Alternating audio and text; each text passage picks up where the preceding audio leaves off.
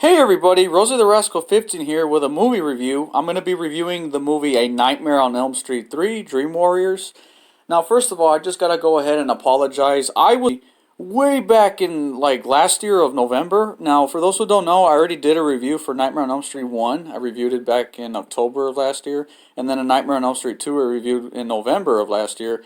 And I was going to review it like a week after. And I don't know what happened. I did watch the movie back in November, but honestly, I forgot to do a review for it, and I'm sorry. So here it is. I just watched it again last night, and I'm going to give you my honest to God opinions on this. First of all, um, big shout outs to anybody out there that watches my movie reviews. I appreciate all the feedback you leave, and I appreciate everything you have to say.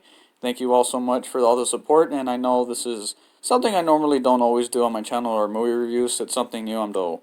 Leave me your feedback and what you think. And like I said, let me go ahead and get started by talking about the film. I mean, it's already been a minute and I haven't even talked about the film. Alright, so A Nightmare on Elm Street 3 was directed by Chuck Russell. For those who don't know, he's actually the director of the movie The Mask. Yes, the one with Jim Carrey.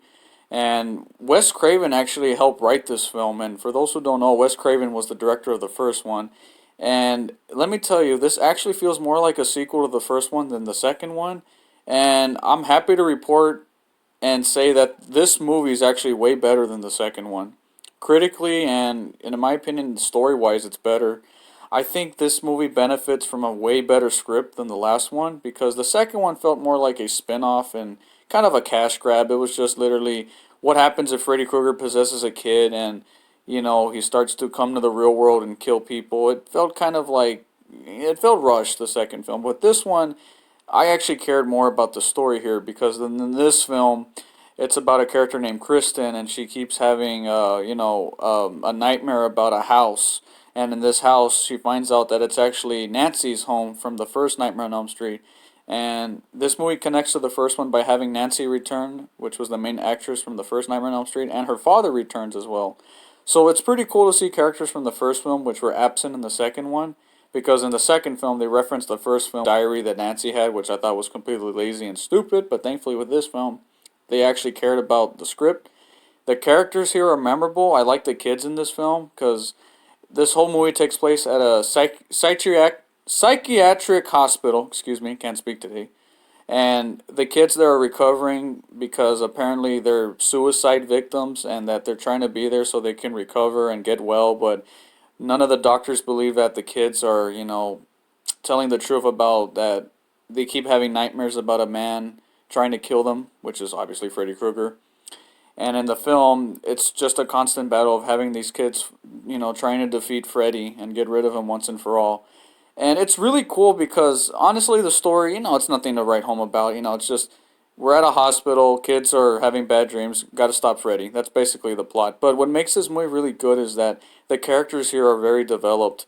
One of my favorite characters in the movie is a kid called Kincaid. He's really funny. He has a lot of funny one-liners in the film. One of my favorite lines he says is, "Let's kick." I think he tells Freddy like, "Let's kick this motherfucker all up Dreamland," and I'm like, it's a funny line. Like he's got some pretty funny one-liners. Now, this movie actually, tonally, it's not really a scary film. In fact, I'm going to go ahead and get into the one negative I do have with this film. It's not really that scary. If anything, it's actually more interesting. It's actually a more interesting film. It's a lot more. It's actually a more developed film. It's actually a much more better directed film than the first two films. But it's not as scary as the first two. And yes, even the second one I believe was a lot scarier. But this is actually a great film. I love the set pieces. I love the characters. I love how scary the situations can be. And I say the situations because honestly, there wasn't really any parts of this film that made me scream. It was just like there are creepy moments, but nothing really legitimately got me just terrified. It was just more. It's more of a fun film, if you ask me, which isn't a bad thing. Just because it's fun doesn't mean it's bad. So again, go into this film knowing that this is a much different film than the first film, and the second one tonally it's actually more of a fun fantasy interesting film, which isn't a bad thing like I said. Honestly, it's still, worth checking out if you already seen the first film and you're not sure if you should check out the sequels. This is the one to watch because it honestly, like I said, they cared about making a good film here. And again, it's not perfect. The only flaw I have is it's not as scary as the first one. And what's the word? I'm trying to find what else I found. No, I think that was it. I think that was the only flaw I had with this film was just that it wasn't as scary as the first one. But I was entertained. It had some good special effects and it's a fan favorite for a reason. Also, the song by I think they're called Dokken, the band, the Dream Warrior song. I mean, how can the one memorable thing about this film was the freaking song at the end of the credits that "We're the Dream Warriors." Yeah, that song is awesome. Anyways, I've talked long enough. I recommend this film if you're a big Freddy Krueger fan. I'm sure if you're a big Freddy Krueger fan, you've already seen this film. But if you want to watch a good Nightmare on Elm Street sequel, this is it. I'm gonna give Nightmare on Elm Street 3 a 7.5 out of 10. Oh, I almost forgot. Yes, my other small negative.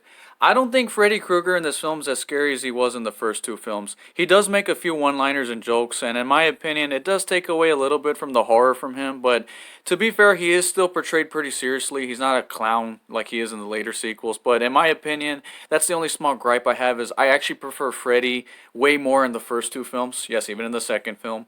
But overall, like I said, this is still a great film. I recommend it. It's way better than the second one. It's not as good as the first one, in my opinion. I don't think it's as scary or as well directed, but still, the story here, like I said, very good. The characters are memorable, and it's a fun film. And like I said, it's a good sequel. This is not a bad film, and I still recommend it. So, yes, please check this out if you do love Freddy Krueger.